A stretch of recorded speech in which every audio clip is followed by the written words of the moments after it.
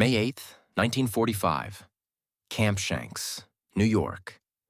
11:47 a.m.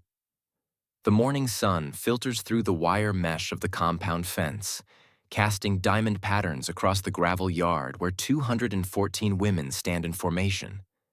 Their gray Wehrmacht auxiliary uniforms still crisp despite weeks of Atlantic crossing. The air smells of pine and diesel fuel, so different from the acrid smoke of Berlin's ruins. A young woman, 23 years old, blonde hair pulled tight beneath her cap, stares at the metal barrel being rolled toward the center of the yard. Her fingers grip the eagle insignia sewn above her heart. She does not yet know that in 17 minutes she will be ordered to remove this uniform, this identity, this last remnant of everything she believed was eternal, and feed it to the flames. The barrel stops. An American officer, a woman wearing captain's bars, steps forward with a clipboard. Her voice carries across the silent assembly, translated into German by a nervous interpreter. The words are simple, procedural, stripped of ceremony. All uniforms bearing Nazi insignia must be destroyed, immediately, completely.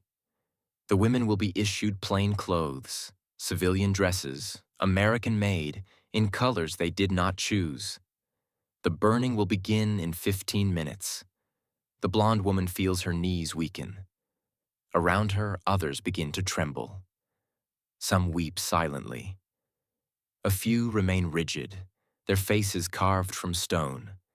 But all of them understand, in that crystalline moment of recognition, that something far more profound than fabric is about to be consumed by fire. They had been told, of course, that capture by the Americans meant certain death. The propaganda films shown in the auxiliary training barracks outside Munich had been explicit, almost pornographic in their detail.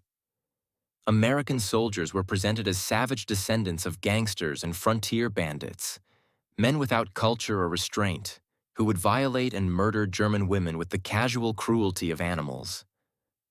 The Bolsheviks might enslave you, the instructor said, but the Americans would destroy you, body and soul, and laugh while doing it. Death, they were assured, was preferable to surrender. And yet, here they stood, alive, unharmed. Fed 3 meals daily, more food than most had seen in 2 years. The barracks were heated, the latrines were clean. Medical staff had treated the sick without distinguishing between German prisoners and American personnel. When the transport ship had docked in New York Harbor 6 days earlier, they had expected to be marched to execution grounds. Instead, they had been processed with bureaucratic efficiency, fingerprinted, photographed, assigned identification numbers, and escorted to barracks that were, by any measure, more comfortable than the bombed-out shelters they had occupied in Berlin during the final months of the war. The cognitive dissonance was unbearable. Everything they had been taught, everything they had internalized about the nature of this war and the character of their enemies, was revealed as a grotesque inversion of reality.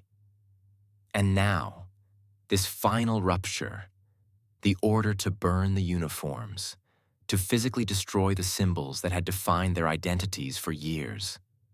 The German women who found themselves in American custody in the spring and summer of 1945 represented a unique and often overlooked cohort of prisoners.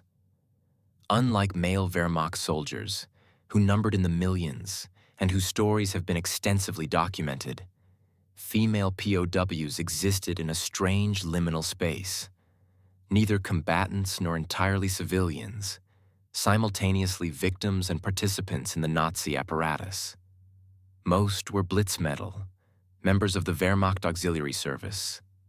Young women recruited between 1940 and 1945 to serve as radio operators, telephone switchboard technicians, administrative clerks, and logistics coordinators. They wore uniforms. They swore oaths of loyalty to the Führer. They received military ranks, though stripped of actual command authority. They were, in the language of the Reich, essential to the war effort without being soldiers.